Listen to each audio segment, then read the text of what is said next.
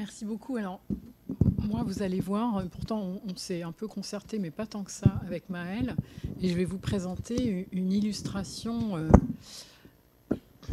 Si j'essaie de régler le micro pour parler dedans. Une illustration pratique de tout ce qu'il a montré ce matin. Vraiment, c'est une situation clinique qui reflète vraiment l'état des réflexions actuelles. Donc, ça tourne autour d'une maladie dont vous n'avez sans doute pas entendu parler, qui s'appelle le syndrome de Brugada. Je vais expliquer sous le contrôle de Guillaume Lamiraud, qui est cardiologue, ce qu'est cette maladie. Et donc, on va se situer là et on va voir que c'est vraiment un terrain qui est intéressant pour le sujet numéro 1 qu'on a décidé de développer autour des modélisations mathématiques et algorithmiques. Mais il y aura un problème de construction des données qui est en cours. Et on va étudier, notamment avec Maëlle, les conséquences et transformations que tout ceci va induire, notamment sur le raisonnement médical. Alors, depuis 20 ans à peu près, l'Institut du thorax s'intéresse à la mort subite. Donc, la mort subite, c'est un arrêt brutal du cœur sans signe annonciateur dont la personne peut décéder si elle n'a pas les gestes qui sauvent, dont vous avez entendu parler, de ressuscitation et un défibrillateur à proximité. Donc, on peut soit décéder, soit on appelle ça une mort subite ressuscitée. Donc, un certain nombre des patients dont on s'occupe ont eu une mort subite ressuscitée. Donc, vous avez ici un diagramme qui montre, en fait, ici, le pourcentage de personnes dans la population générale, ici en premier, qui ont eu une mort subite, et ici le nombre d'événements totaux. Et puis, donc, vous voyez que finalement, ça concerne un petit nombre d'individus pour un assez grand nombre d'événements. Et comme il n'y a pas de signe annonciateur, etc., on est vraiment à la recherche d'éléments prédictifs qui permettraient de dire ces sujets-là, ils vont potentiellement développer les morts subites. Alors, on a réussi dans les 20 dernières années à trouver des groupes qui sont fortement à risque, notamment les patients qui ont fait un infarctus grave. On sait qu'ils ont un risque important après l'infarctus de faire une mort subite. Mais vous voyez que ces patients-là, finalement, ils représentent qu'un tout petit nombre d'événements par rapport au nombre total d'événements dans la population. Donc, le constat, c'est qu'on n'a, à l'heure actuelle, pas d'éléments prédictifs de la mort subite dans la population générale.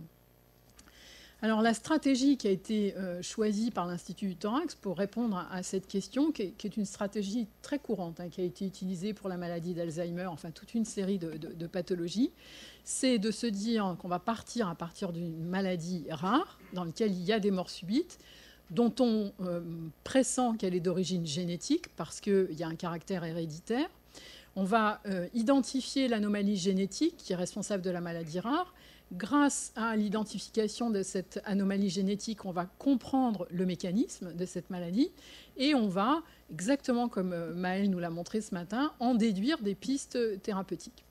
Une fois qu'on aura fait ça sur un petit groupe, très petit groupe de patients, puisque c'est une maladie rare, eh bien, on pense que ces connaissances, on va pouvoir les utiliser pour comprendre les autres patients qui sont à risque de mort subite, mais qui n'ont pas cette maladie rare, et que ça nous permettra d'identifier donc des facteurs de prédiction. Donc, on est bien dans l'explication, on va nous donner la prédiction, et trouver des traitements préventifs pharmacologiques, c'est-à-dire des médicaments, parce qu'à l'heure actuelle, le seul traitement, c'est la pose d'un défibrillateur que vous voyez ici dans la cage thoracique d'un patient, qui est un geste invasif, avec des effets indésirables, notamment de choc électrique pas au bon moment, etc. Donc c'est une décision très lourde, il faut changer le défibrillateur régulièrement, et tout ça pour des événements dont on n'est pas en capacité de dire si effectivement ils vont survenir ou pas. Et donc, on a décidé à ce moment-là de travailler sur le syndrome de Brugada. Son nom étant dû à deux cardiologues frères espagnols, les frères Brugada, qui ont décrit ce syndrome. Je vais y revenir. Et donc, les patients qui sont atteints de ce syndrome présentent des arythmies ventriculaires. Donc, ça, c'est le trouble du rythme ventriculaire sur l'électrocardiogramme qui peut évoluer vers une mort subite. Et donc, tout de suite, on a vu qu'il y avait une atteinte familiale, un caractère héréditaire qui faisait soupçonner une origine génétique. C'est une maladie en plus un peu particulière qui touche beaucoup plus les hommes que les femmes, les hommes jeunes, donc c'est quand même dramatique de mourir d'une mort subite à 40 ans, et avec une incidence qui n'est pas nulle quand même, entre 0,5 et 2 pour 1000. Ce qui est particulier aussi, c'est que c'est une pathologie, quand le patient est décédé et qu'on peut faire une autopsie, dans laquelle le cœur est anatomiquement normal. C'est-à-dire qu'il n'y a pas de substratum anatomique pour expliquer la maladie. Et donc le diagnostic se fait sur l'électrocardiogramme avec une anomalie que je ne vais pas décrire parce que ce n'est pas le sujet aujourd'hui. Mais la particularité, c'est que cette anomalie n'est pas constante. Donc il y a des patients qui ont cette maladie mais qui n'ont pas cette anomalie. Ils peuvent l'avoir quand on leur injecte un certain nombre de drogues, ou ils peuvent l'avoir à certains moments et ne pas l'avoir à d'autres. Donc vous voyez que c'est compliqué pour faire le diagnostic de cette maladie. Alors sur le plan génétique, donc la description de la maladie date de 92. Quelques années plus tard, grâce à des approches génétiques tout à fait conventionnelles à l'époque de génétique familiale, donc on compare les éléments génétiques des différentes personnes dans une famille, ceux qui sont atteints, ceux qui ne sont pas atteints, pour essayer de trouver des anomalies génétiques.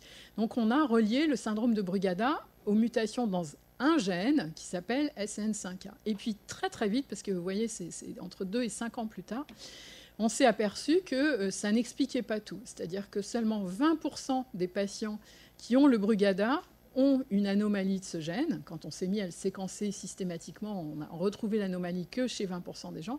Et inversement, et c'est ce qui est montré dans ce schéma ici, ce gène lui-même et les mutations de ce gène sont responsables de bien d'autres maladies que le Brugada. Et des maladies très différentes. Par exemple, la fibrillation auriculaire, c'est complètement différent. Il n'y a pas de mort subite chez ces patients.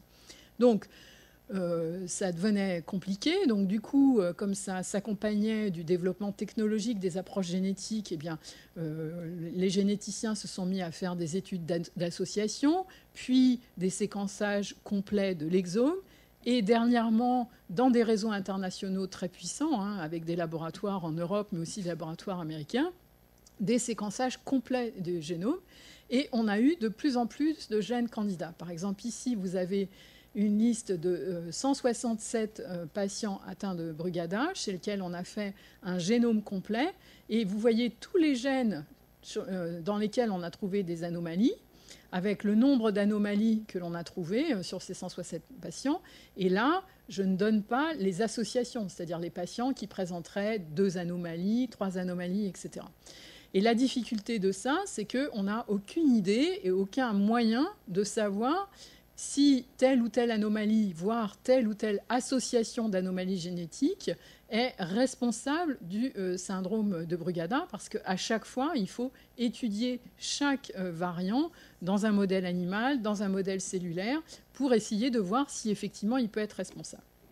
Donc la vision actuelle, pour reprendre là encore ce qu'a dit Maëlle ce matin, les médecins et les chercheurs se réfugient derrière le terme de maladie complexe, dont on fait le constat qu'elle est au minimum polygénique, peut-être environnementale, peut-être endocrinienne, puisqu'on a vu la différence de fréquence entre les hommes et les femmes. Mais en tout cas, pour l'instant, on ne comprend toujours pas ce qu'est cette maladie.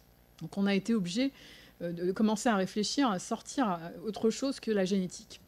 Alors en même temps que se faisaient ces études génétiques, d'autres données ont été collectées. Et voilà ce qui est disponible à l'heure actuelle. Donc, l'Institut du thorax a constitué une cohorte de patients avec un syndrome de Brugada. En même temps, il s'est structuré pour devenir un centre de référence de prise en charge de ces patients depuis 2004. Donc, on est centre de référence de troubles du rythme cardiaque héréditaire ou rare. Et donc, l'Institut du thorax a la plus grosse cohorte au monde de patients atteints de Brugada, donc plus de 1500 patients, des patients qui sont suivis dans le temps avec des données qui ont été revues récemment, électrocardiographiques, par plusieurs médecins pour éviter les erreurs d'interprétation, etc. Et on a un historique des événements cardiologiques très précis aussi. Donc on a vraiment une belle cohorte. On a continué à constituer les données génétiques. Alors on peut parler à l'heure actuelle de fat data, c'est-à-dire beaucoup de données pour un seul patient, mais pas beaucoup de patients, sauf qu'on commence à avoir beaucoup de patients chez lesquels on a fait quand même des approches génétiques importantes, donc on est très proche du big data.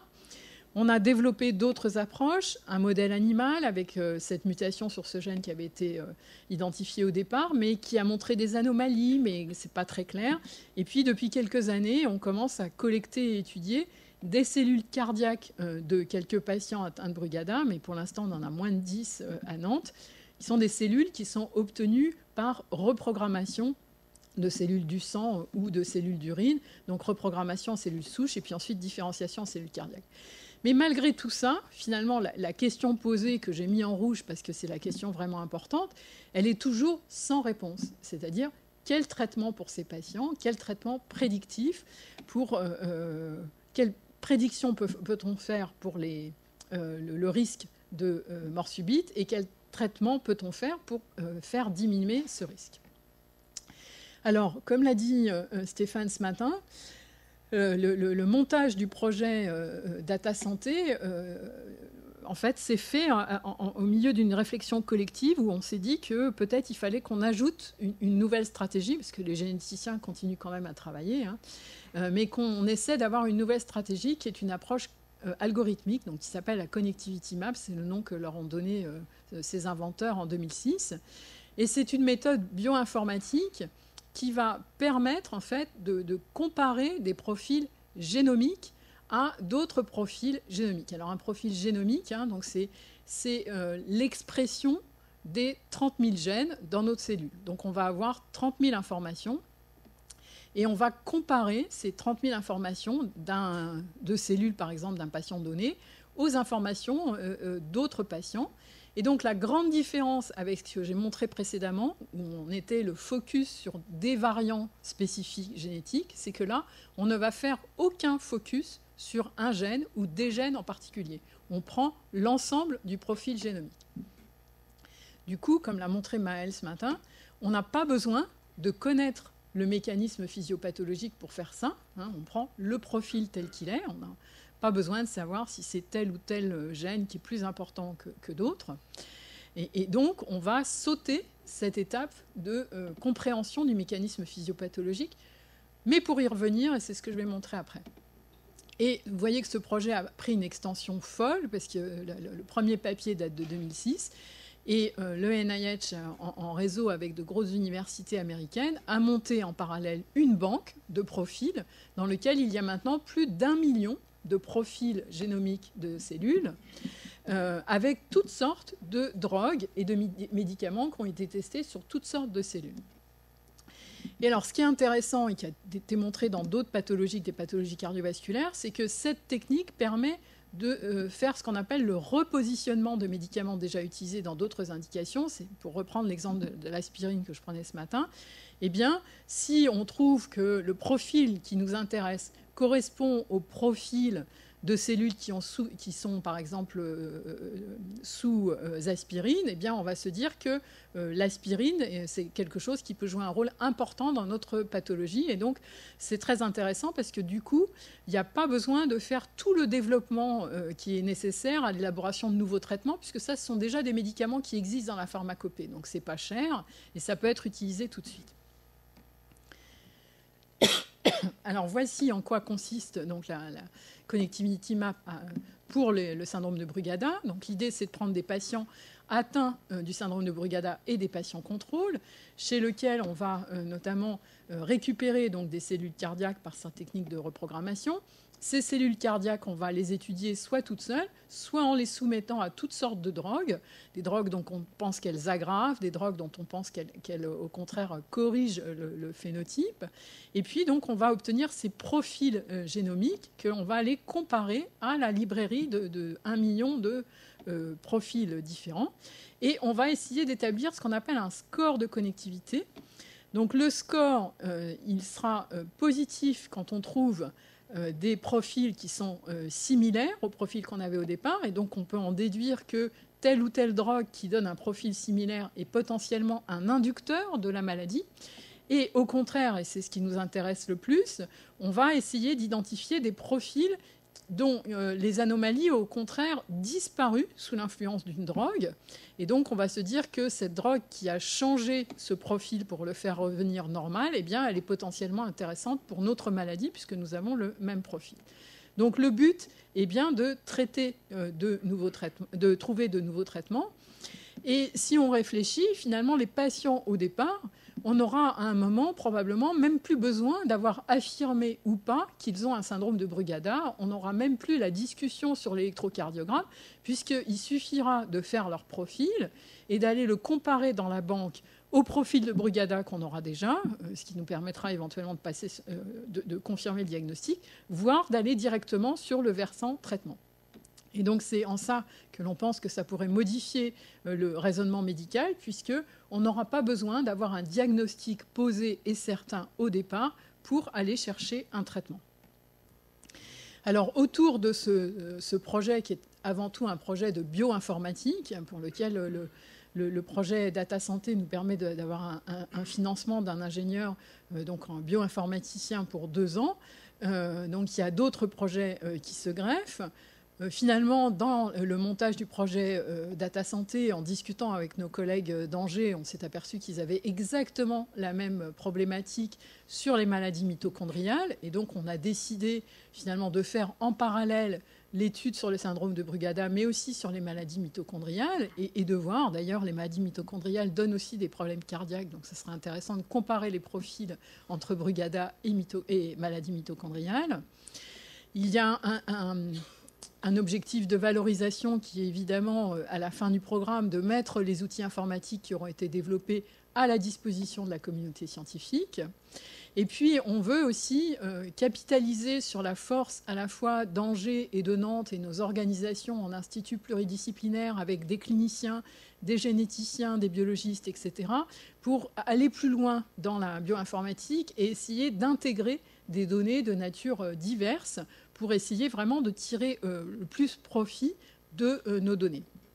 Alors, comme je l'ai déjà évoqué, donc nous voulons aussi regarder les conséquences et transformations sociétales qui sont annoncées par ces pratiques, notamment quel glissement nosographique va-t-on voir sur la séquence diagnostic-traitement avec éventuellement la disparition du diagnostic, et quelles conséquences sur les raisonnements médicaux. Et donc, il y aura, dès la rentrée, une thèse de philosophie des sciences qui sera sur ces aspects.